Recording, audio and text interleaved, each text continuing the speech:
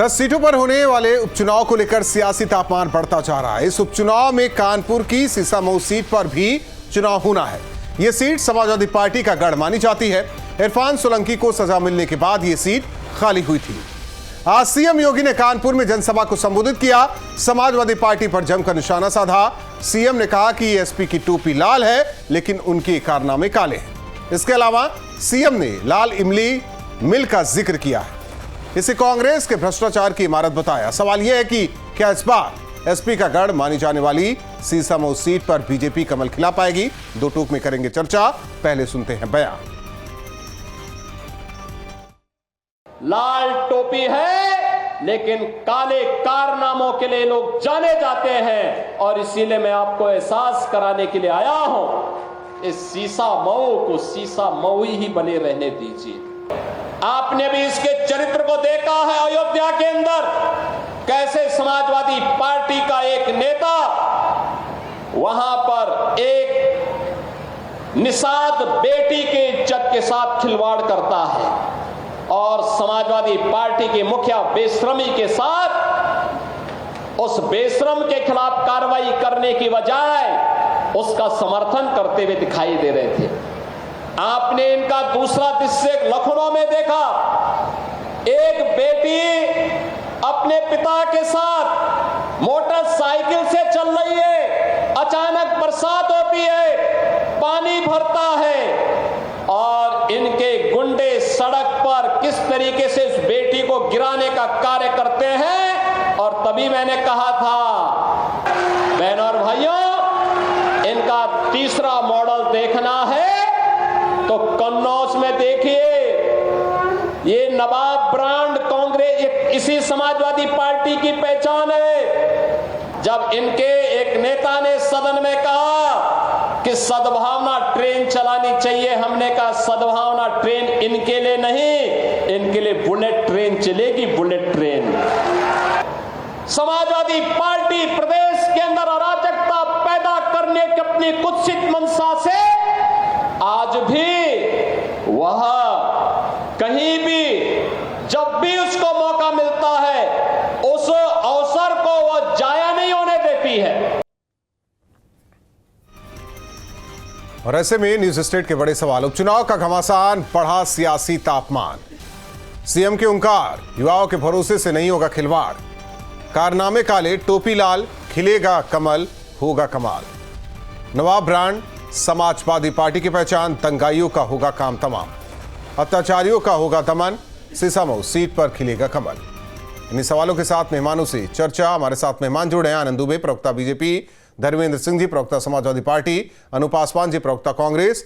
आप सभी मेहमानों का स्वागत है। आनंद दुबे से सवाल पहले, क्योंकि सीसामऊ सीट, क्योंकि उपचुनाव की लड़ाई और ये तमाम बयानबाजी और सत्ता पक्ष और विपक्ष की तरफ से सवाल यह है कि लाल टोपी काले कारनामे, ये वाकई पूरे समाजवादी पार्टी के लिए या फिर इरफान सोलंकी के लिए था? नहीं, देखिए, इरफान सोलंकी ही समाजवादी पार्टी का आधिकारिक चेहरा है। समाजवादी पार्टी का आधिकारिक चेहरा जो है वो कन्नौज, लखनऊ और अयोध्या में जो आरोपी है वो है। समाजवादी पार्टी का बड़ा गहरा नाता है अपराध से। बिल्कुल कहते हैं ना कि पक्के समाजवादी है, तस्कर हो या डकैत, इतना असर है खादी के उजले लिबास। अदम गुंडवी ने एक शेर कहा है, वो शायद इन्हीं लोगों के लिए कहा होगा। और सबसे बड़ी बात है, धूमिल ने एक बार कहा था कि समाजवाद जो है ना, जो समाजवादी पार्टी है, ये माल गोदाम में टंगी हुई उस बाल्टी की तरह है जिसके ऊपर आग लिखा है लेकिन अंदर रेत और पानी भरा हुआ है। अब जाते होंगे पेट्रोल पंप पे, देखते होंगे ना, आग लिखा रहता है, अंदर झांकेंगे तो रेत और पानी मिलेगा। तो ये समाजवादी पार्टी की हकीकत है, उनका चरित्र। अब आप इनकी सिलसिलेवार घटना उठा के देखिए। जब ये सत्ता में रहे, आए दिन दंगा, क्या मथुरा, क्या मुजफ्फरनगर, क्या प्रतापगढ़। आपको याद होगा प्रतापगढ़ में डीएसपी जियाउल हक की हत्या हो गई। वो तो ठीक है, लेकिन उपचुनाव के दरमियान ऐसी, हालांकि अभी तो डेट नहीं आई है, लेकिन उससे पहले ये जो सियासी पारा हाई है समाजवादी को लेकर, जो लगातार हमले हो रहे हैं, और उधर से कहा जा रहा है कि कुछ नहीं, समाज को बांटने का काम किया जा रहा है सत्ता पक्ष की तरफ से, बीजेपी की तरफ से धर्म के आधार पर राजनीति की जा रही है। यही इनका चरित्र, चेहरा है, चाल है। नहीं नहीं, आप ये बताइए, धर्म के आधार पर राजनीति कौन कर रहा है? जब ममता बनर्जी खड़ा होके कहती हैं कि भाजपा को वोट दोगे तो अल्लाह तुम्हें माफ नहीं करेगा, ये धर्म के आधार पर राजनीति हुई कि नहीं? जब उत्तर प्रदेश में कहा जाता है कि मुसलमानों एक हो जाओ, भाजपा को भगाओ, ये धर्म के आधार पर राजनीति है कि नहीं? कांग्रेस के सलमान खुर्शीद की भतीजी कहती है वोट जिहाद करो, ये धर्म के आधार पर राजनीति है कि नहीं? हमने क्या कहा? हमने तो यही कहा एक रहो नेक रहो, सारे लोग एक साथ मिलकर देश की तरक्की के लिए काम करें। इसमें कौन सी गलत बात कह दी? राहुल आप बताइए इसमें क्या गलत कहा? माननीय मुख्यमंत्री जी ने ये बात जो कही उसमें क्या गलत कहा?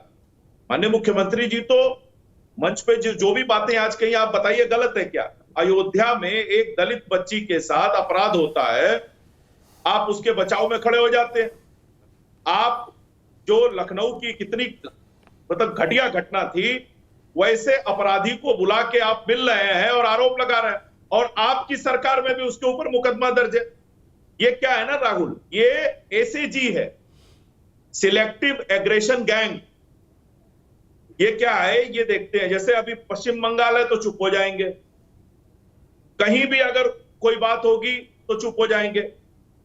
बरेली में एक दलित युवक को एक समुदाय के लोगों ने पीट पीट के मार डाला, उस पर कुछ नहीं बोलेंगे।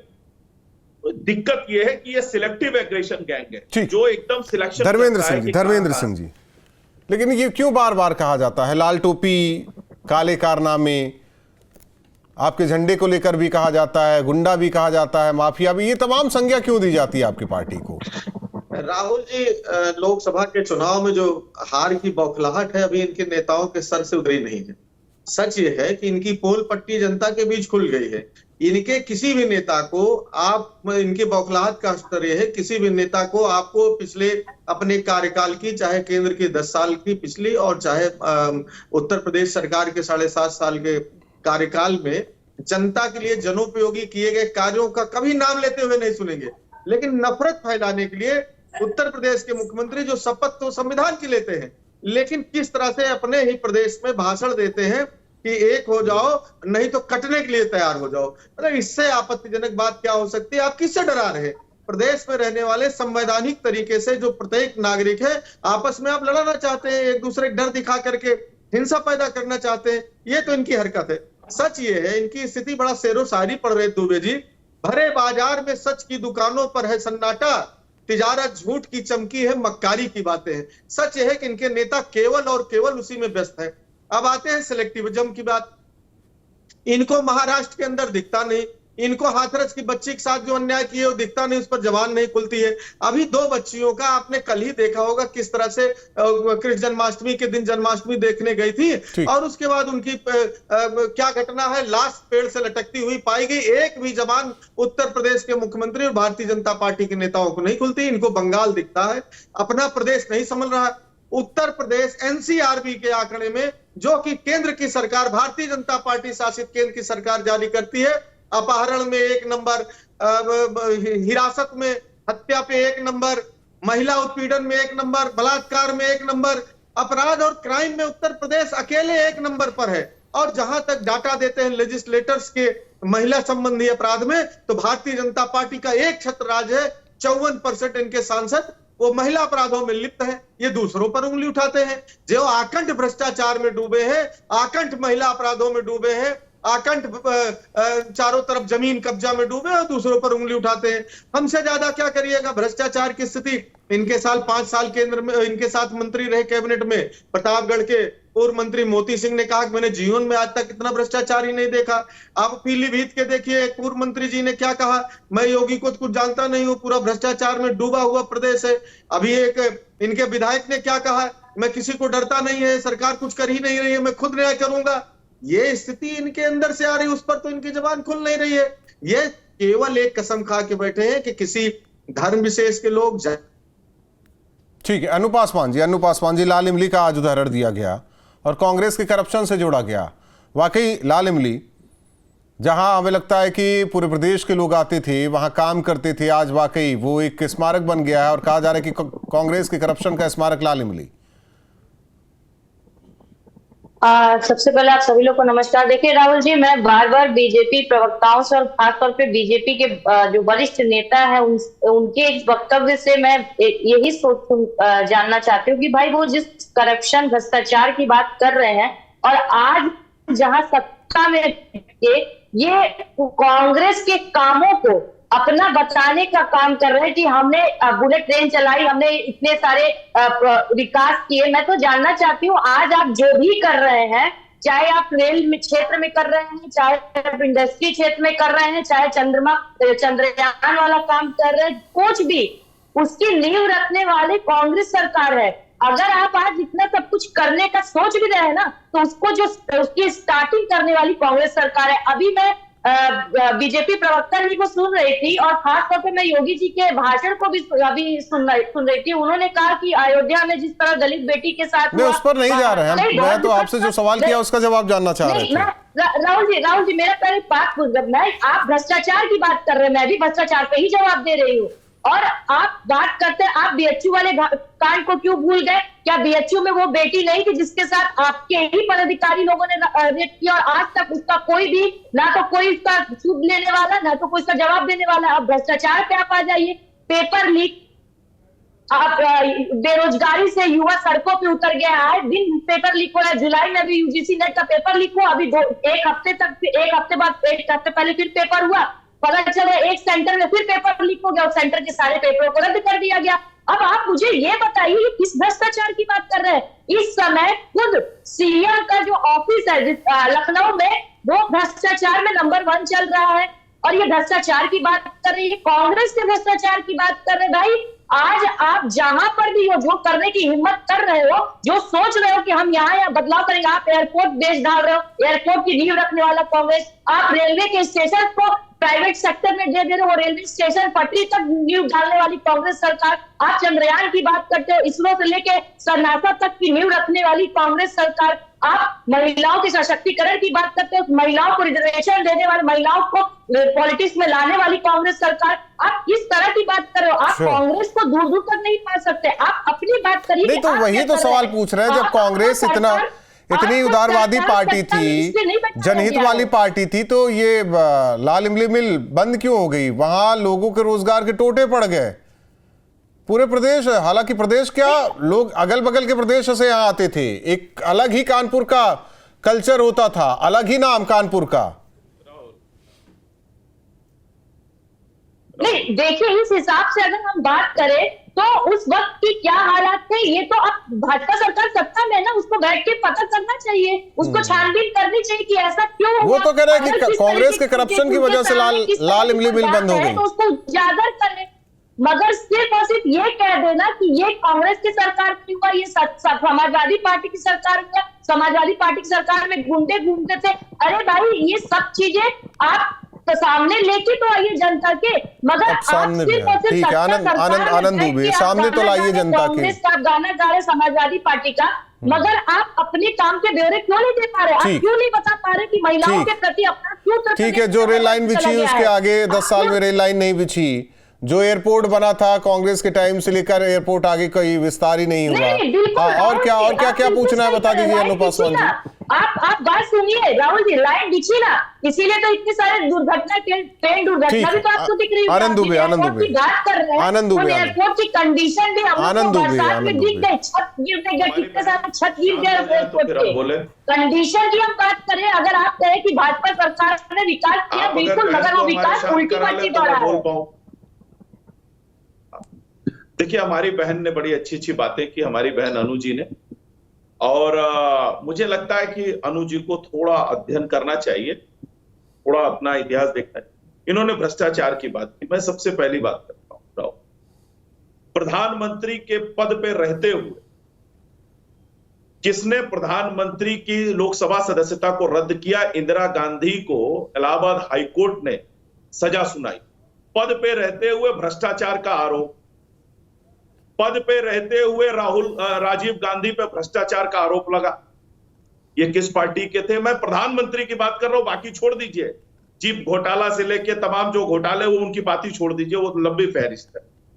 अब आ जाइए, इन्होंने कहा ये बेच दिया, वो बेच दिया। राहुल, थोड़ा मुझे समय दे दीजिएगा।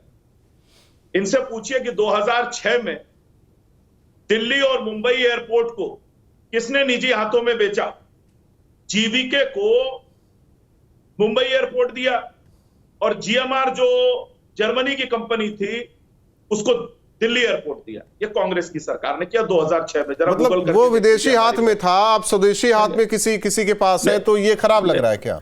नहीं, सुन लीजिए, मैं बता रहा हूं एयरपोर्ट का निजीकरण, और बता दे रहा हूं आपको। 2091 से 96 तक 9,961 करोड़ की सरकारी संपत्ति बेच के कांग्रेस ने पैसा जुटाया। 1996 से 1998 1298 करोड़, 2004 से 2009 8,515 करोड़ और 2009 से 2014 99,367 करोड़, यानी कि करीब 1.25 लाख करोड़ के शेयर। तो इन्हीं काले धनों की आप बात करने थी क्या? आज से सत्ता में आने से पहले जिसको आप लाने वाले थे, मैं आपके बीच में नहीं बोला। देखिए, ला चुके वो काले धन। अरे भाई साहब, जो आंकड़े आप बता रहे हैं, जो चीज, राहुल प्लीज शांत करा लीजिए। राहुल, ऐसे नहीं होगा। नहीं, एक चीज है आनंद, अनु पासवान का एक जवाब दे दीजिए। एक सवाल था उनका, एक सवाल था, एक मिनट, अनु पासवान 1 मिनट, का एक सवाल है। लाल इमली मिल जो बंद हुई, कांग्रेस का करप्शन सामने लाइए। अनु पासवान जरा शांत हो जाइए। अनु पासवान जरा शांत हो जाइए। अनु पासवान अब दिक्कत क्या है कि जब कुछ ना आए तो बिना बात के झगड़ा करो। अब हमारी बहन तैयारी के साथ डिबेट में नहीं आई है, इन्होंने होमवर्क नहीं किया है, तो ये इधर उधर की बातें कर रही हैं। बहन जी, मैं आपको कंपनियों के नाम गिना दे रहा हूं, आप हम पे आरोप लगा रहे हैं। लड़ाई रुकवा सकते हैं, तो भाई साहब एक बार बताइए, आप केंद्र में बैठे हैं, आप क्यों नहीं कांग्रेस का पोल पट्टा खोल दे रहे हैं पूरी भ्रष्टाचार का? किसने रोका है आपको? आपने तो तीसरी बार सरकार खोल रहा हूं, आपको रोका की बात की दी है। अब आप सुन लीजिए ना, क्यों नहीं कर देते? आप नहीं कर पाएंगे, इसलिए नहीं कर पाएंगे क्योंकि राहुल ऐसे डिबेट नहीं होगी, मैं ऐसे डिबेट नहीं कर पाऊंगा अगर आप इस तरह से डिबेट। ठीक है, कुछ धर्मेंद्र सिंह जी कुछ कहना चाह रहे थे। धर्मेंद्र सिंह जी, राहुल ऐसे डिबेट नहीं होगी। नहीं, राहुल जी जो आंकड़े दे रहे दुबे जी, ये वो लोग हैं 15 लाख करोड़ रुपए अपने व्यापारी मित्रों का माफ कर दिए, उसको नहीं बता रहे किसानों पर लाठी चलाने वाले लोग। अरे लाल इमली बंद हुई तो कितनी फैक्ट्री आप चला क्यों नहीं दिया? आप इतने दिन सरकार में है, कांग्रेस को कब तक कोसोगे भाई? आप इतने दिन से आप हैं। 5 साल में अरे मेरा सवाल सुन लीजिए, तब जवाब दीजिए। सुन 2016 में बताना पड़ेगा कितनी फैक्ट्री जमीन पर लड़ी। बताइए, आपने 4 की जीडीपी बताइए उत्तर प्रदेश के अंदर की 2016-17 में उत्तर प्रदेश की प्रति व्यक्ति आय बताइए। अरे शिवाजी, आपने जो काम किया मैं बता रहा हूँ, शिवाजी महाराज की प्रतिमा का उद्घाटन किया, प्रधानमंत्री जी गिर गई, एयरपोर्ट का विस्तार की बात आपने किया, दिल्ली एयरपोर्ट गिर गया, बरसात में जबलपुर एयरपोर्ट गिर गया, आप सरदार पटेल की प्रतिमा का उद्घाटन किया, वहां जाने वाला पूरा रोड बन गया। कितनी सरकारी नौकरी दी आपने? अयोध्या के अंदर राम पथ बन गया, श्री राम का मंदिर टपक के छू रहा है। कुछ बता दीजिए, जवाब क्या है? आपने जो किया भ्रष्टाचार में खा लिया अपने। अडानी अंबानी सहित 7-8 कंपनियों के एजेंट के रूप में सरकार चलाने वाले लोग आप दूसरों पर उंगली उठा रहे थे, अपने ऊपर अडानी के लड्डू खाने चार जाती, उस पर जवाब दीजिए। अडानी के कितनी अडानी के लड्डू खाने कौन गया था? अरे अडानी के एजेंटों, अडानी के एजेंट की सरकार, बताओ ना क्या किया? अंबानी क्या किया? खाने कौन गया था? अंबानी अडानी अंबानी जैसे 7-8 लोगों के एजेंट, आप बताओ जनता के लिए क्या किया, किसान के लिए क्या किया, आबादी के लिए क्या किया? ऐसा है क्या? धर्मेंद्र सिंह जी, धर्मेंद्र